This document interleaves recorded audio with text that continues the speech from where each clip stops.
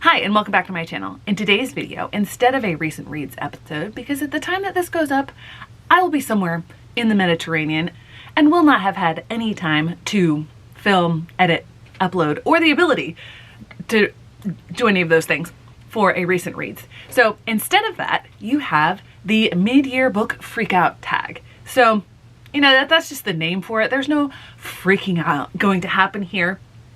But I thought about doing this last year and then ended up not doing it, and I'm not sure why. I think this is going to be a really good way to look back at my reading for the first half of the year. Now, at the time I'm filming it, it is only the second week of June, so technically, is the year halfway done? No, but I think I've gotten to a good point in that.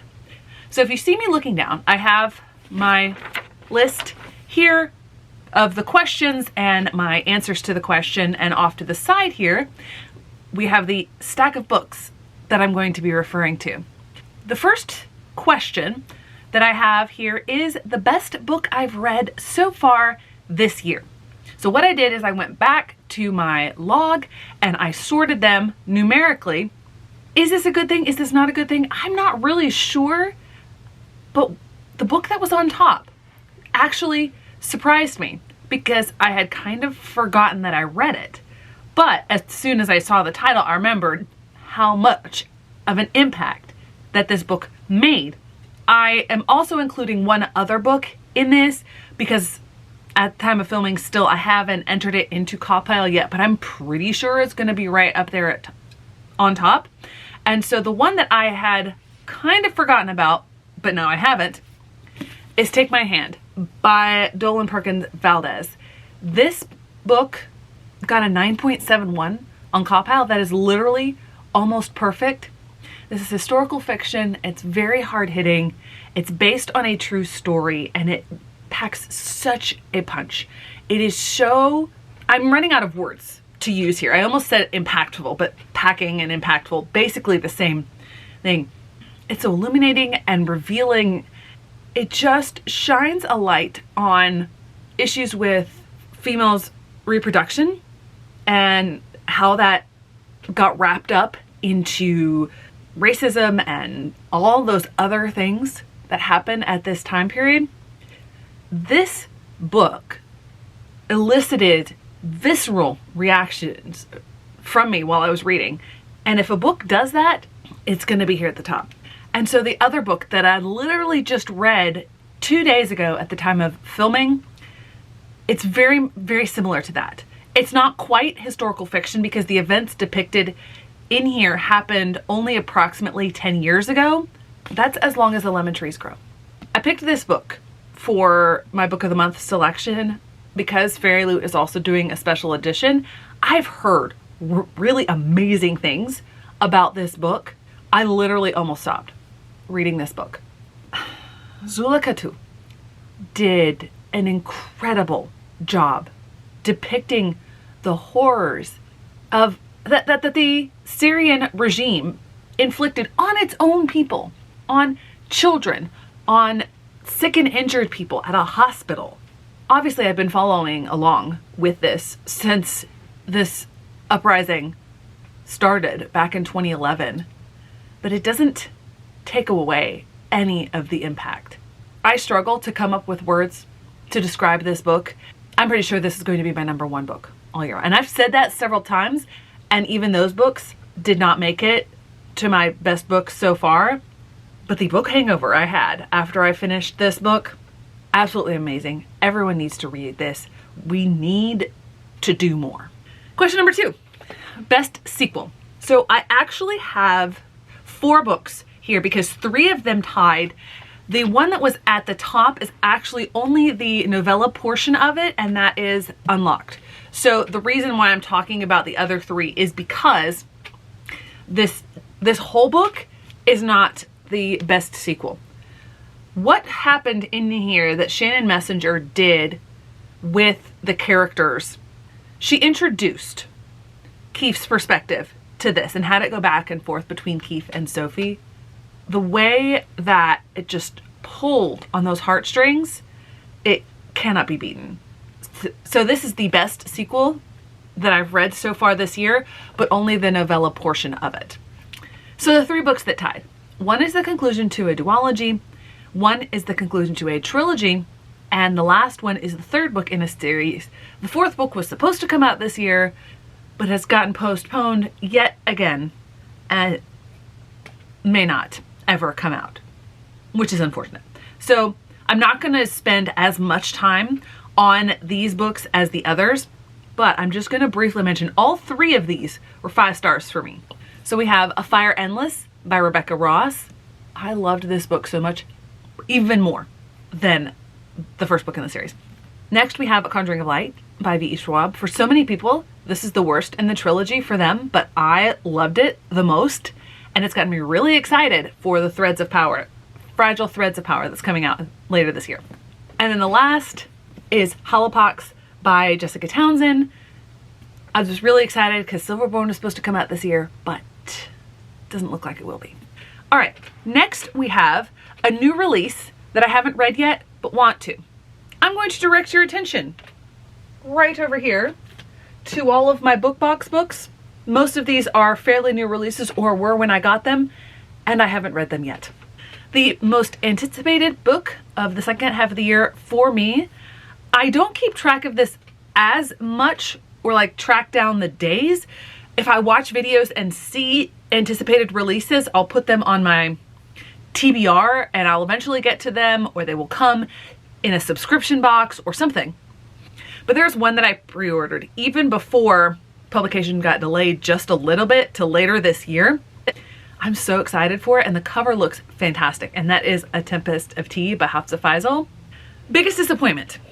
I'm going to mention first one that I rated 3 stars but really was a massive disappointment, and that is Tomorrow and Tomorrow and Tomorrow by Gabrielle Zevin.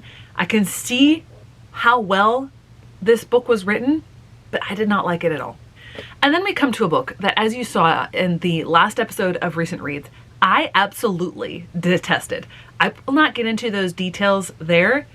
Benjamin Banneker and Us. Did I have high expectations for it going in? No. But I had expectations at a certain point of something tying into history and how that impacts a family in the present day.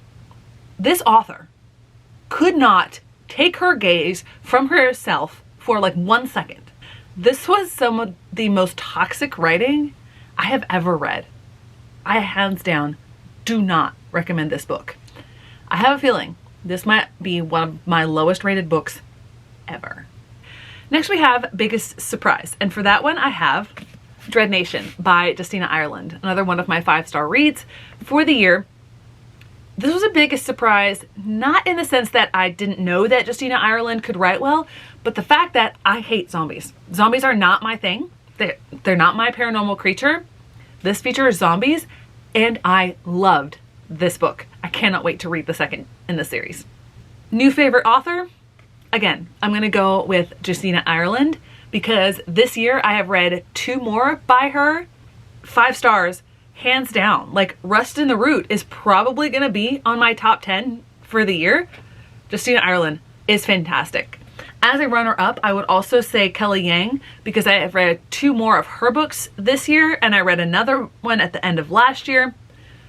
I love how Kelly Yang just goes there, does not hold back. Newest fictional crush? Yeah, I don't do this. Favorite character?